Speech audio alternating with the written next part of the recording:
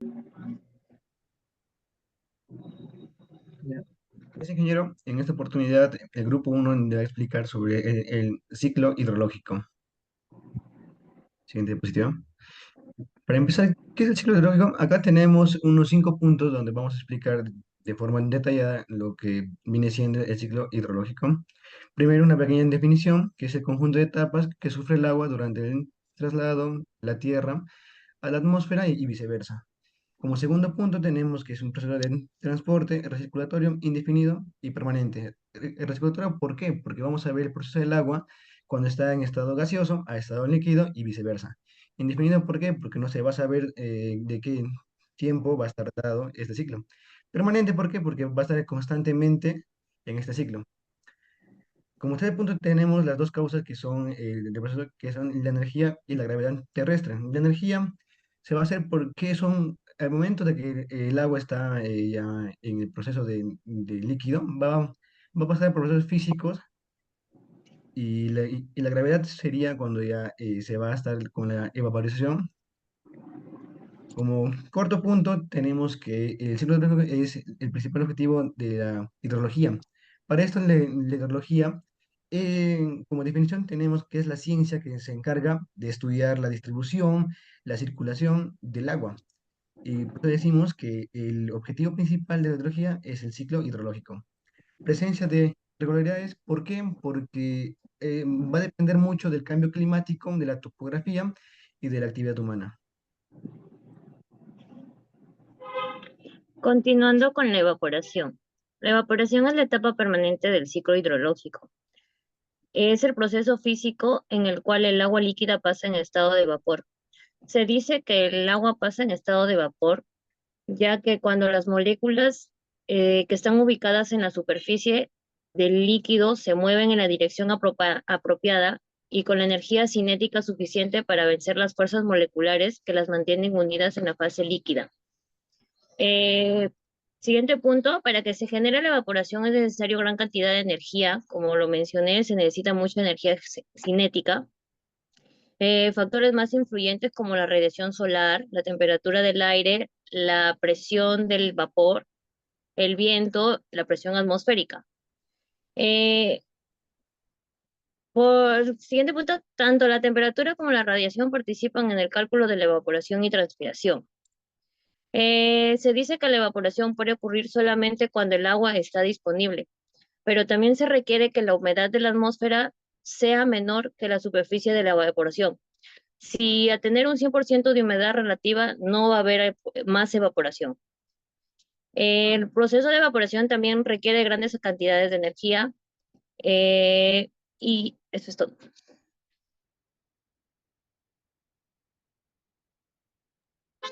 Seguidamente, la transpiración. Evaporación desde las plantas.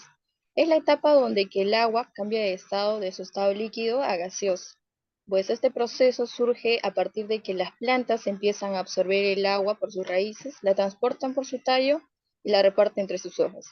Esto debido a la irradiación solar y las altas temperaturas, por medio de sus hojas se empiezan a liberar el agua en forma de vapor hacia la atmósfera. Cabe resaltar que no toda el agua que absorbe las plantas es devuelta en su totalidad a la atmósfera, no.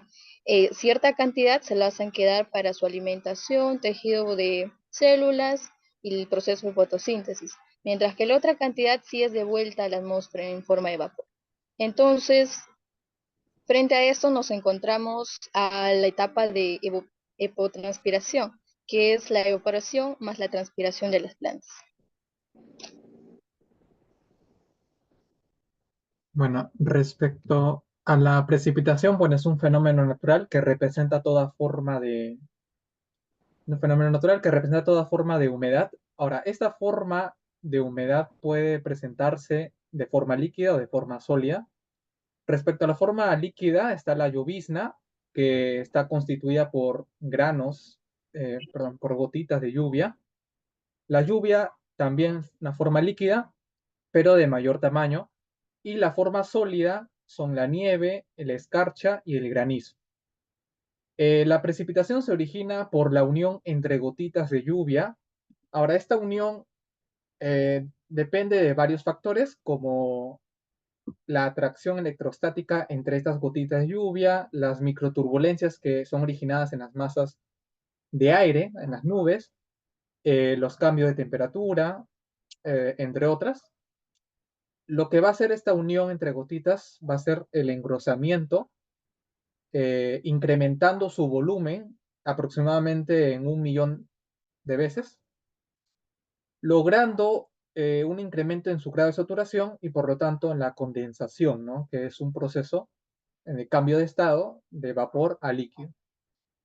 La precipitación se clasifica en función a cómo las masas de aire ascienden hacia la atmósfera. La primera es la precipitación de convección, o en algunos libros lo llaman convectivo, que trata que en tiempos calurosos va a haber una evaporación en gran cantidad debido a las altas temperaturas, y lo que va a hacer que estas masas de aire cálidas van a ascender hasta grandes alturas, llegando a zonas de enfriamiento, ¿no? Provocando la precipitación. Esto es característico en zonas tropicales. La siguiente clasificación es la precipitación orográfica, que es debido a la intercepción entre las masas de aire con las cadenas de montañas.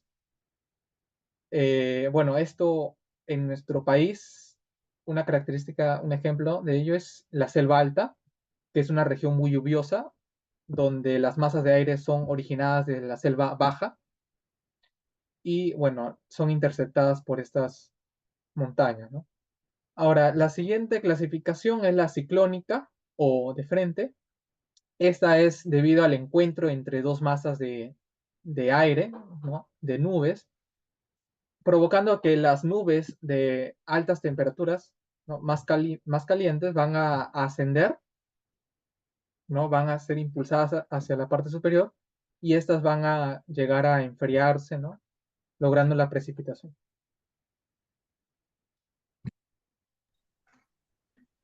Bueno, la infiltración. ¿Qué es la infiltración? Es el paso del agua que se da a través del suelo. Este también está estrechamente ligada a la percolación. La percolación es el movimiento del agua que se da dentro, pues, del suelo. También tenemos los factores que influyen en esa infiltración, que podrían ser el tipo de suelo, que dependiendo del suelo, ya sea un suelo arenoso, limoso, arcilloso o cualquiera de estos, puede depender de cuánta agua pues traspase a esta.